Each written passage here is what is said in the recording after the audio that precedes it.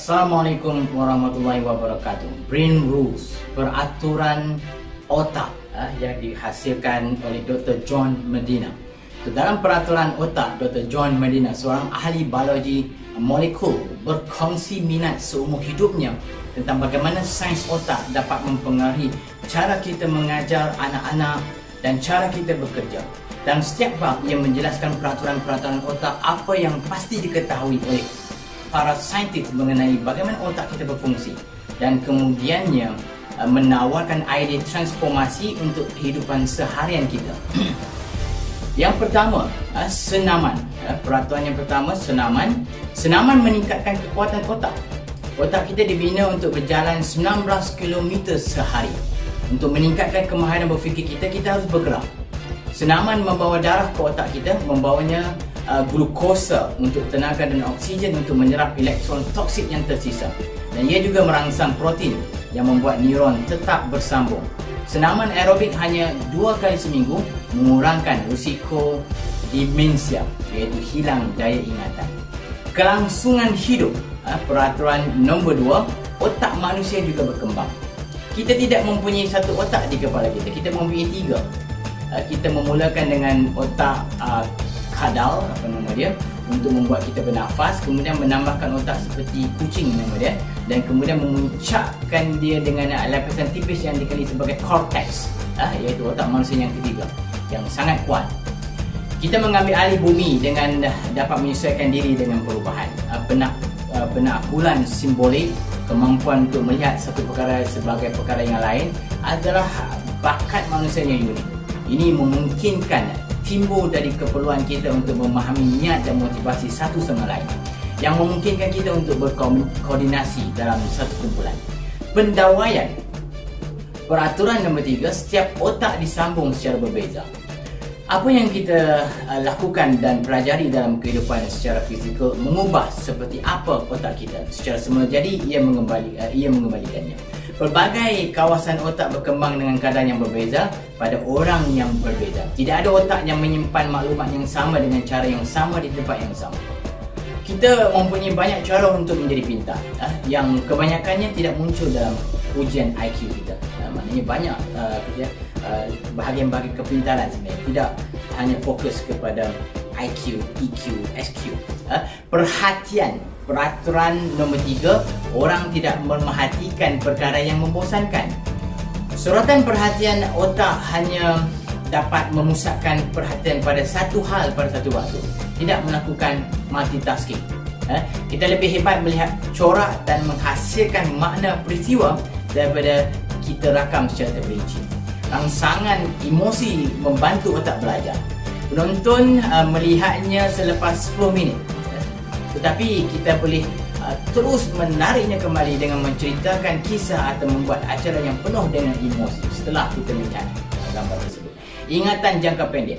Peraturan nombor 5, untuk ulangi, untuk diingati. Otak mempunyai banyak jenis sistem memori. Satu jenis mengikuti 4 peringkat pemprosesan: pengkodan, penyimpanan, pengambilan, dan juga bahagian yang lupa. Maklumat yang masuk ke otak kita segera dipecah menjadi serpihan yang dihantar ke kawasan korteks yang berlainan untuk disimpan.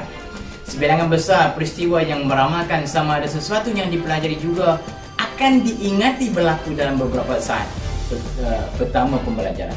Semakin terperinci kita mengikut memori semasa momen awalnya, semakin ia menjadi kuat.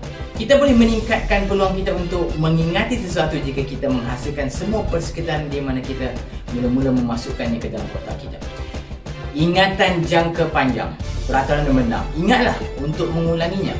Sebilangan besar kenangan hilang dalam beberapa minit, tetapi kenangan yang bertahan dalam tempoh rapuh semakin berkurangan dari semasa ke semasa. Kenangan jangka panjang terbentuk bila ianya tersimpan di korteks yang boleh memakan masa bertahun-tahun ingatannya. Otak kita hanya memberi kita pandangan seakan-akan realiti, kerana ia menggabungkan pengetahuan baru dengan kenangan masa lalu dan menyimpannya sebagai satu. Cara untuk menjadikan memori jangka panjang lebih dipercayai adalah dengan memasukkan maklumat baru secara beransur-ansur dan mengulanginya secara berkala. Tidur, peraturan nombor 7, tidur dengan lena. Fikirkan dengan baik. Otak berada dalam keadaan yang tegang, yang berterusan atas sel dan bahan kimia yang cuba membuatkan kita tidur, dan sel dan bahan kimia yang berusaha membuat kita terjaga. Neuron otak kita menunjukkan aktiviti berirama yang kuat ketika kita sedang tidur. Mungkin mengingatkan semula apa yang kita pelajari pada hari itu. Setiap manusia berbeza dalam berapa banyak tidur yang mereka perlukan dan bila mereka lebih suka tidur. Tetapi dorongan biologi untuk tidur siang adalah universal. Semua orang suka tidur siang. Kekurangan tidur mengganggu fokus, mengganggu memori kerja, mood, kemahiran mengira, pemikiran logik dan juga ketangkasan seseorang individu. Tekanan. Peraturan nombor 8, otak stres tidak belajar dengan cara yang sama seperti orang yang tidak stres. Sistem pertahanan badan kita, pelepasan adrenalin dan kortisol dibuat untuk tindak balas segera terhadap bahaya yang serius seperti ancaman harimau contohnya. Tekanan kronik seperti pemusuhan di rumah membahayakan sistem yang hanya untuk menangani tindak balas jangka pendek. Di bawah tekanan kronik, adrenalin menimbulkan bekas luka di saluran darah kita yang boleh menyebabkan serangan jantung atau stroke jika kerap kali ianya terjadi. Dan kortisol merosakkan sel-sel hippocampus, melumpuhkan kemampuan kita untuk belajar dan mengingat. Secara individu, tekanan yang paling teruk adalah perasaan bahawa kita tidak dapat mengawal masalah itu. Kita tidak berjaya, kita tidak berdaya.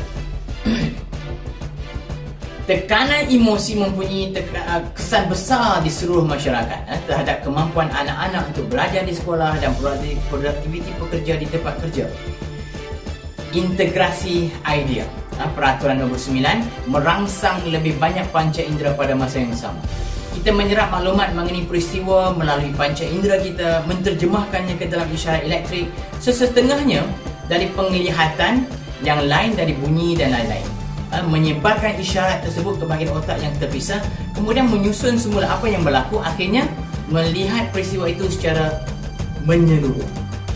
Otak nampaknya bergantung sebahagian pada pengalaman masa lalu dalam memutuskan bagaimana menggabungkan isyarat ini, sehingga dua orang dapat merasakan peristiwa yang sama sangat berbeza. Indera kita berkembang untuk bekerjasama, penglihatan yang mempengaruhi pendengaran. Misalnya kita belajar dengan baik jika kita merangsang beberapa deria sekaligus. Mata, telinga, jadi rasa ke tangan kita. Bau mempunyai kekuatan luar biasa untuk mengembalikan kenangan-kenangan kita, untuk menguatkan kita punya ingatan. Belajar, kita sediakan sedikit orang kata aromaterapi untuk meningkat lagi daya ingatan kita terhadap apa yang kita belajar. Penglihatan, peraturan nombor 10, visi mengalahkan semua panca indera lain. Penglihatan adalah akal kita yang paling dominan, mengambil separuh daripada sumber otak kita. Apa yang kita lihat hanyalah yang diberitahu oleh otak kita yang kita lihat. Dan itu tidak 100% tepat. Analisa visual yang kita lakukan mempunyai banyak langkah sebenarnya. Retina menyusun foton ke dalam aliran maklumat seperti filem-filem kecil.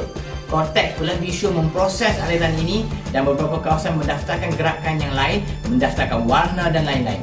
Akhirnya kita menggabungkan maklumat itu kembali sehingga kita dapat melihat, kita belajar dan mengingati yang terbaik melalui gambar, bukan melalui kata-kata bertulis atau tulisan. Itu sebabnya bila kita belajar, kita digalakkan menggunakan peta minda, mind mapping, gunakan gambar dan warna untuk mengaktifkan daya ingatan kita. Jantina, peraturan nombor 11, otak lelaki dan wanita berbeza. Kromosom X yang dimiliki lelaki dan wanita mempunyai dua. Walaupun satu bertindak sebagai simpanan, adalah titik panas ingatan yang membawa peratusan gen yang luar biasa besar yang terlibat dalam pembuatan otak.